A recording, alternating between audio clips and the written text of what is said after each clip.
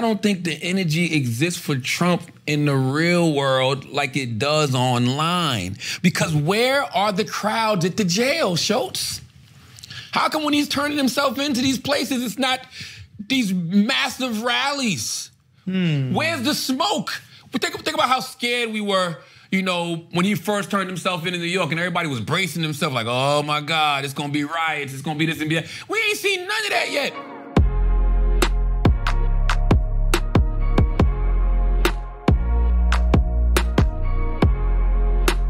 Fast Zone News here, back with more breaking news, and today we're going to be seeing just how little Andrew Schulz and Charlamagne know about anything. The two were on the Brilliant Idiots podcast this week and somehow got on the topic of Donald Trump's recent mugshot. Their conversation went on for nearly 15 minutes, in which the two seemed to be totally out of touch with regular working class Americans. They discussed everything from kids transitioning to border security and showed just how little they know about it all. This was truly an eye-opening video, and if you guys want to continue to see the latest news and content, hit the subscribe button below. They are. Donald Trump facing federal and state charges for alleged crimes. Man, we finally got the mugshot, Schulz. Yeah, the mugshot just won him the election. Nah. If I That's right. can't see him not winning now with the popularity of the mugshot. I thought about it, but man, when I look at the numbers, right, they said he did like 7.1 million sales of the T-shirt, right? $47 a pop. Great, by the way, great marketing.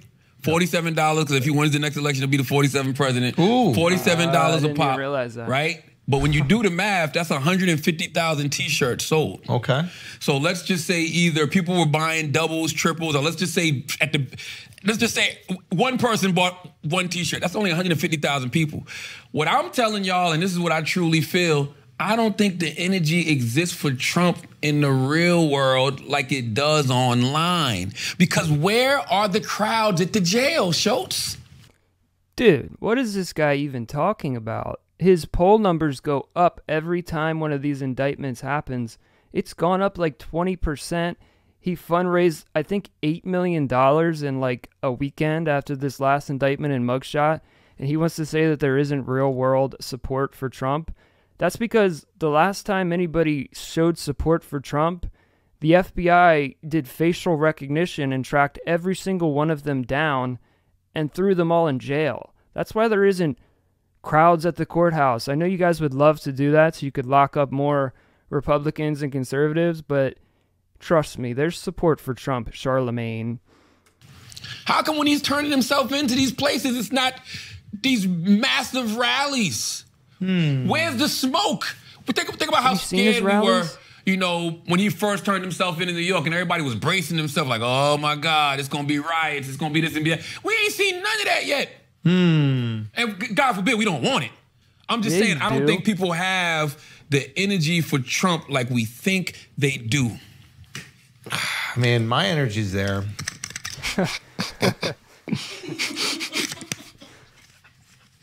Schulz is pretty funny. No, I just think his ability to take over the internet is unprecedented, in all seriousness. But that's all it is. But that's all you need now. No, it's not. You need more. I don't think you do. And I think if they do, listen, I think Biden has a chance to beat Trump if they do mail-in ballots. If you actually have to go and vote yourself, there's no way in the hell Biden will win.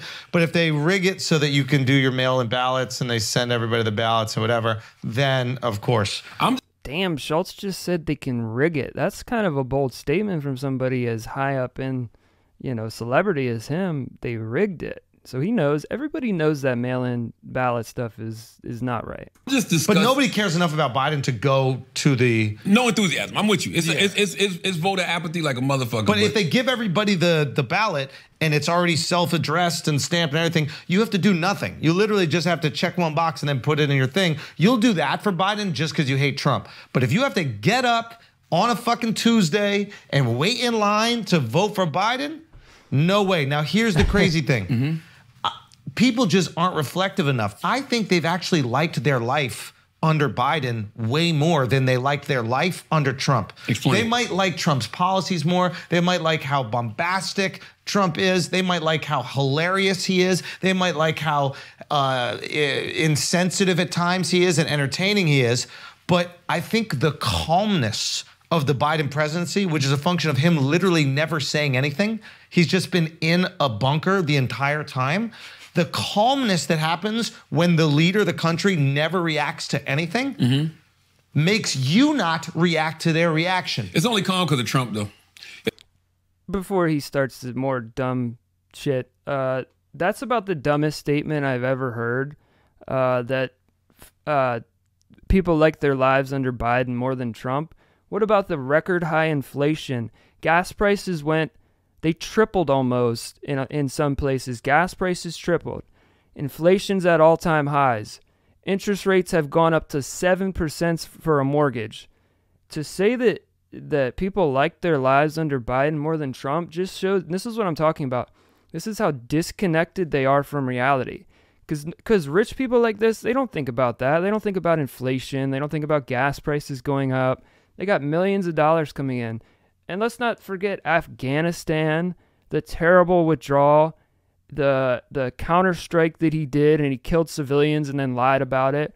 How is he going to say that it's been more calm under Biden? Just because the guy doesn't talk about his screw-ups doesn't mean it's been more calm. Biden has been the most unsettling president I've ever seen. His ratings just keep going down, down, down.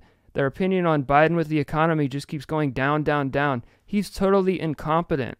And this is the stupidest thing I've ever heard. If Trump didn't have 91 criminal charges and 4 indictments, they'd be all over Joe Biden and Hunter Biden and all the corruption around them. I don't think so. I do. I think what happens is you only take down or want to push back against or support a leader when he speaks on things. Biden never publicly speaks on shit. I don't think we've seen a president less in the modern era than Biden, right? And it's probably because they're like, okay, every time he speaks, he kind of looks a little bit uncomfortable out there, and then people lose faith. But in terms of their lives, I wish the average person would just, and you know me, I'm not some like fucking thumping for Biden. I'm just saying the calmness of this last 2 years or whatever the fuck it was compared to the chaos. People like political normalcy. Yeah, I think they just like to check out, and they've been able to check out for 2 years. Political corruption. That's why a lot of people say, I saw Styles' piece. Styles said that he liked Trump in office because he felt like people paid more attention when Trump was in office. And I did prefer when Trump was in office over Biden, and I could tell you clearly why. Why? Black people paid more attention to what was going on. I disagree with that only because I look at the legislation that Trump rolled out, or even putting the Supreme Court appointments in. Like, you don't get, Roe v. Wade, thrown out if you don't put those Supreme Court judges in. So personally, legislation-wise, I don't think having Trump in is worth it. Here's the thing. Biden, the only thing that riles people up is the culture war, right? So the culture war is about these issues that are incredibly divisive and usually on like political lines, right? So it's like trans is a big issue right now. It's like, or LGBTQ, and you'll see people hate Disney because they're about to put out a movie that has trans this or. They should hate Disney. Disney's brainwashing all the kids, and that's why their stock price has gone like this. They even changed CEOs to try and help it, and the stock just keeps going down. They had like some new CEO for like a year, and like he's like, oh, let's make trans this and trans that and take all the little people out of the 7 dwarfs. The new Disney movie isn't even going to have little people playing dwarfs. That's how insane we've got with these ideas and equality or whatever it is. And the little people are actually pissed about it. Disney's totally lost their mind. They have regular sized people playing dwarves in the 7 dwarfs. How can anyone watch Disney anymore? Honestly. Gave that, right? And now the people that are pro-LGBTQ, they're going, oh, this is awesome at Disney do it, and then anti, and there's these big fights, right? Biden, it feels like, for the last 2 years, has avoided every culture war topic. Yes, there's been times where you had the trans people at the White House, but they're not blowing that up as big as possible. But that's smart. No, I guess that's what I'm saying. So he's avoided every culture war topic, and therefore there's not a lot to rally against. Trump constantly hits culture war topics. That's all he's hitting. He's going. He knows that if he needles away at that, people are going to get excited, talk about it. And the more people get excited and talk, good or bad, the more attention goes on him. And then he can, what he believes is win an election that way. So it's funny you say that because a lot of Republicans, conservatives feel like it's the other way around. They feel like Democrats focus too much on culture war. The GOP focuses on everyday issues. Democrats are different than Biden. Democrats, there are, of course, Democrats that you have like the AOCs of the world. Now they've told her to be quiet and she shut up pretty much. But when she wasn't, doing whatever they tell her, she was really tapping into that culture war, and she was getting all this attention, right? Because she was a representative, she was a mouthpiece for all these people that. She wasn't. She was doing her makeup on Instagram Live. This is the extent of AOC's political opinions. She was putting together like IKEA furniture on Instagram Live and doing her makeup on Instagram Live. Wow, what a great representative she is. AOC. It did feel aggrieved by those specific topics. Just like when Robert Kennedy Jr. comes out and be like, yo, that vaccine, we got to look into it. Like, there's a lot of people who are anti-vax, and now that's the biggest mouthpiece for that specific topic. And I think what Biden did is for 2 years is just didn't have a reaction to anything. And by not having a reaction to anything, we didn't react to his reaction, and things were calmer. Yeah, I'm not saying that that's a better way to lead. What I'm saying is, if we compare our anxiety to Trump, Obama, Bush, to Biden, it is way cooler and lower now. But that's why it sucks around election time, because Biden got to hit the goddamn trail. He got to talk. And you got to fucking energize people. We if you go back and listen to old Bernie's episode, we said, I don't want to have to deal with Trump doing exactly what he's doing right now, sucking all the air out of the goddamn media. You know what I mean? But I personally... Dude, it's not Trump sucking. I'm going to shut up after this. There's so much to comment on. He's not sucking the air out of the media. They have strategically put him in the media. Trump was never in the media. The only time they want to put him in the media is with these stupid indictments. Because guess what? These news stations only get ratings when they're talking about Trump. Me and my wife, we actually play a game. It's called, let's see if CNN's talking about Trump. And what we do is we're like, watch, when you go, you should play it with your significant other.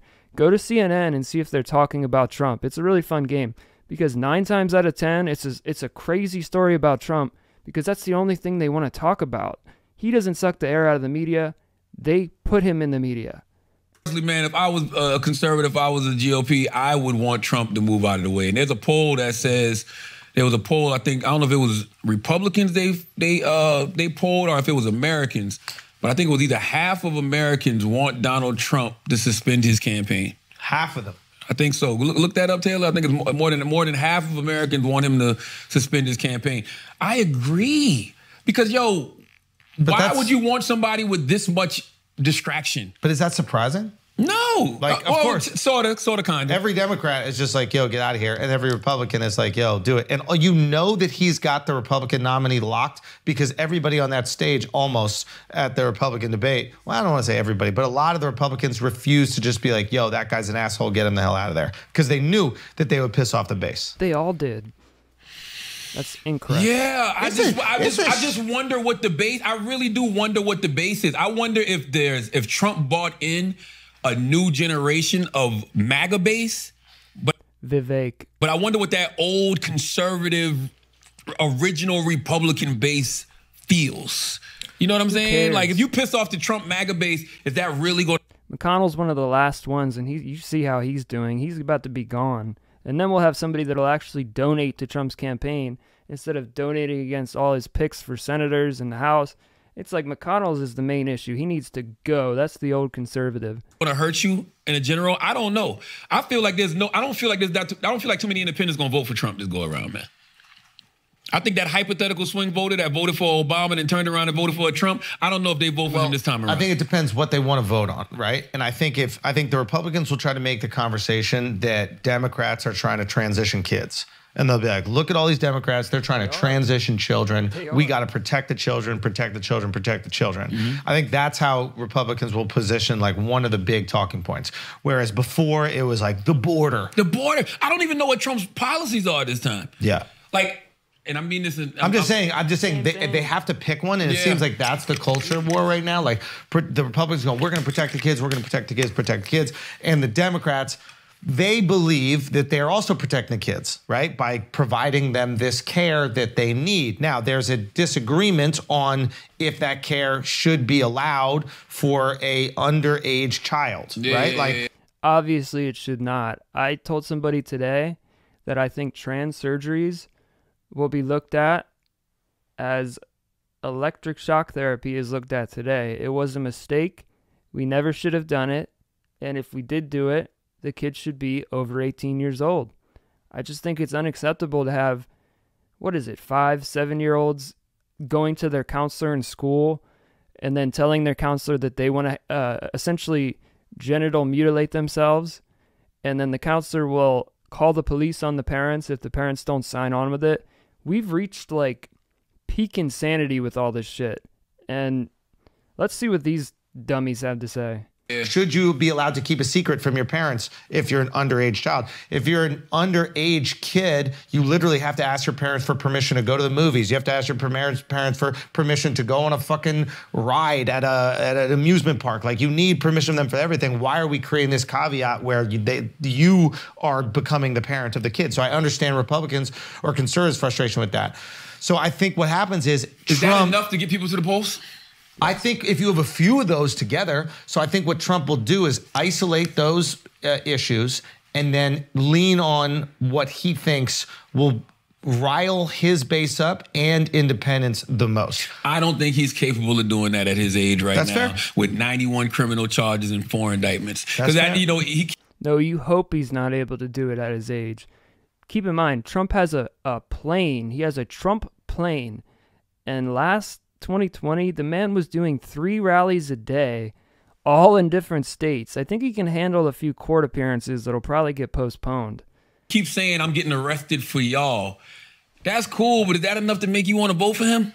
You know what I'm saying? Because after a while, you're like, I don't know if you're still getting arrested for us, buddy. Is there? I think some of this got to be on you. Okay, is there a little bit, like, is there any part of you that looks at this and then goes, I'm voting for Robert F. Kennedy Jr.? Not I'm voting for Robert F. Kennedy Cornell? Jr. Like, Marianne?